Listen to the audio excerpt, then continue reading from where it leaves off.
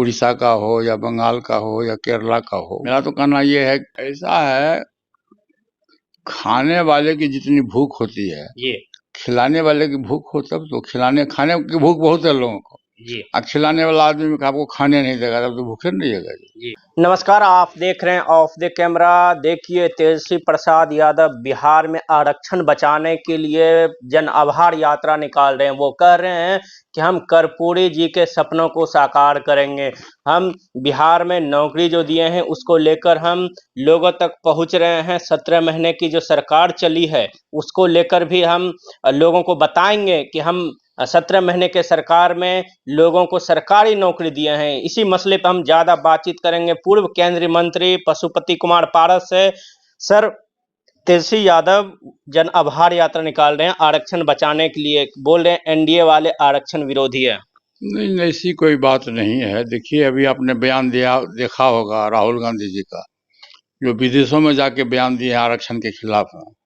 तो दोनों आदमी देखिए गठबंधन के हैं। जी इंडिया गठबंधन के नेता राहुल गांधी भी है, इंडिया गठबंधन के नेता श्री तेजस्वी यादव जी भी हैं।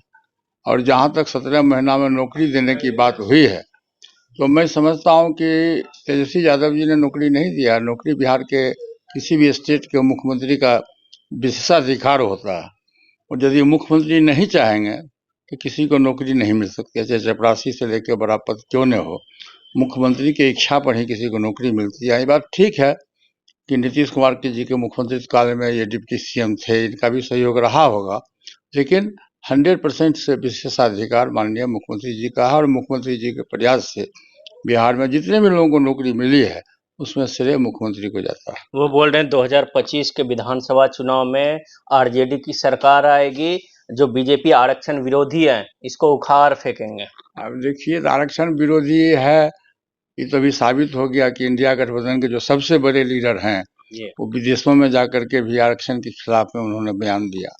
दूसरी बात है कि 2025 में जब भी विधानसभा का चुनाव होगा, तो एक बात आप जान लीजिए, कभी लोकसभा का चुनाव समाप्त हुआ, तमाम इंडिया गठबंधन के लोग कहते थे कि मैं सरकार बनाऊंगा, ये करूंगा, वो करूंगा। फिर भी बिहार में 40 में से 30 सीट एनडीए गठबंधन को मिला, और यही रिजल्ट विधानसभा के चुनाव में भी होगा। देखिए, एक लोकसभा पर 6 विधानसभा है, तो 180 विधानसभा पर एनडीए गठबंधन का जीत हुआ है मोटा मोटी। तो जब भी विधानसभा का चुनाव होगा 243 में, तो निश्चित रूप से 200 सीट एनडीए गठबंधन के झोले में जाएगा, और 2/3 बहुमत से केंद्र में तो सरकार बनी ही है, बिहार में भी 2/3 बहुमत से एनडीए गठबंधन की सरकार बनेगी। सर, दूसरी तरफ जनसुराज जो है पार्टी बनाने वाली है 2 अक्टूबर को, वो कह रही है कि हम बिहार में तीसरा कोई फ्रंट लाएंगे और बिहार से लोग जो बाहर जा रहे हैं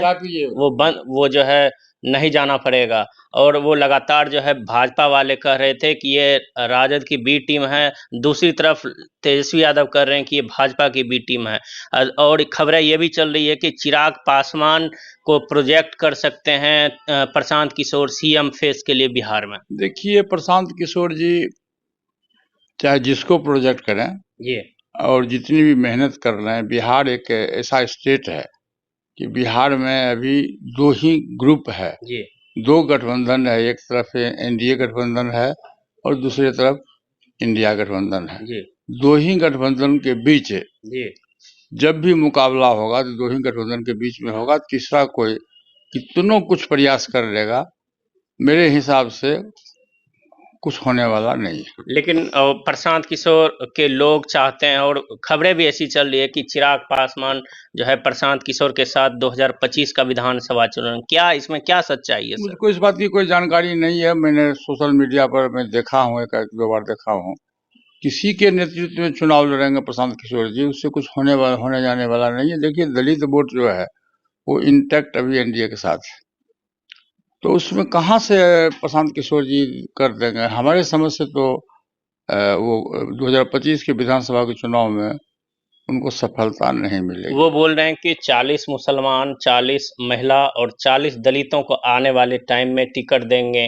वो अलग अलग कास्ट फैक्टर को टारगेट कर रहे हैं। अरे बाबा, आपको तो जानना चाहिए कि बिहार में रिजर्वेशन के तहत तो 37 सीट तो रिजर्व कोटा का है।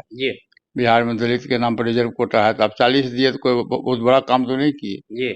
और उसी हिसाब से पॉपुलेशन मुस्लिम का है। सभी पार्टी के लोग, आरजेडी के लोग भी देते हैं, 30-35-40 लोग देते हैं। तो किसी जात के नाम पर आप टिकट दे दीजिएगा, वो जात में आप चुनाव जीत जाइएगा, ऐसी कोई बात नहीं है। खबरें चल रही थी सर कि एनडीए में मांझी जी की पार्टी, उपेंद्र कुशवाहा, चिराग पासवान, आपकी जो है पार्टी राष्ट्र लोक जनशक्ति पार्टी जो है 2025 में चुनाव में लड़ेगी, लेकिन सीटों को लेकर दाव पेच जो है फंसा हुआ है। दूसरी तरफ जेडीयू भी है, 100-100 सीटों पे चुनाव लड़ेगी, लेकिन 43 सीटें हैं। क्या जो घटक दल है, छोटे दल हैं, क्या बंटवारा हो पाएगा 2025 के विधानसभा चुनाव? आराम से होगा, आराम से होगा, कहीं कोई दिक्कत नहीं। लोकसभा में हुआ ना जी, कोई गठबंधन, नया गठबंधन तो नहीं है। 2014 से लेके एनडीए गठबंधन के तहत हम लोग हैं। जब समय आएगा, अभी तो लंबा समय है, लगभग 14-15 महीना अभी समय है। जब समय आएगा 2025 के मार्च अप्रैल के बाद, सभी दल के जो बड़े लीडर्स हैं वो बैठेंगे और बैठ करके आपस में जिसका जो हक बनेगा, जिसके पास में जो जिताऊ उम्मीदवार होगा, मेरा तो कहना यह है कि कोई आदमी अधिक सीट लेके क्या करेगा यदि उसके पास उम्मीदवार नहीं है जी। तो जिसके पास में अधिक अच्छा उम्मीदवार होगा, जिताऊ उम्मीदवार होगा, उसको निश्चित रूप से सम्मानजनक उसके साथ में एनडीए गठबंधन के लोगों के द्वारा समझौता किया जाएगा। सर, खबरें ये भी चल रही है कि अलग-अलग मीडिया प्लेटफॉर्म की चिराग पासवान जो है 200 जो 43 विधानसभा है उसमें से यदि भाजपा और जदयू 100-100 सीटें भी बांट लेते हैं, उसमें 40 सीटें चिराग पासवान की ओर से पेश किया जा रहा है कि हम ये लेंगे 40 सीटें, लेकिन जो छोटे-छोटे घटक दल हैं फिर वो क्या करेंगे? ऐसा है, खाने वाले की जितनी भूख होती है जी। खिलाने वाले की भूख हो तब तो। खाने की भूख बहुत है लोगों को जी। खिलाने वाला आदमी आपको खाने नहीं देगा तब तो भूखे नहीं रहेगा जी। तो ये राष्ट्रीय नेतृत्व इसका फैसला करेगा। जब एनडीए गठबंधन की बैठक होगी, जो राष्ट्रीय नेतृत्व है वो मिल के बैठक करेगा और समाधान उसका निकल जाएगा। चलिए सर, एक आखिरी सवाल है।